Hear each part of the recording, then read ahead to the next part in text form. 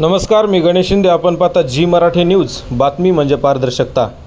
जिल्ह्यातील प्राथमिक आरोग्य केंद्रात बायोमेट्रिक्स बसवण्याची मागणी जोर धरत आहे. तसं पाहायला गेलं तर आरोग्य केंद्र हे फक्त नावालाच उरलं आहे, कारण सर्वजण खाजगी आणि महागड्या दवाखान्याचा विचार करतात.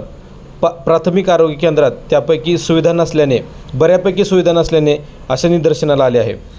परंतु प्राथमिक आरोग्य केंद्र हे वाचले पाहिजे, राहिले पाहिजे, गोरगरिबांची त्या ठिकाणी सोय व्हायला पाहिजे ही भूमिका असल्याने डॉक्टर व इतर स्टाफ वेळेवर यायला पाहिजे ही माफक अपेक्षा.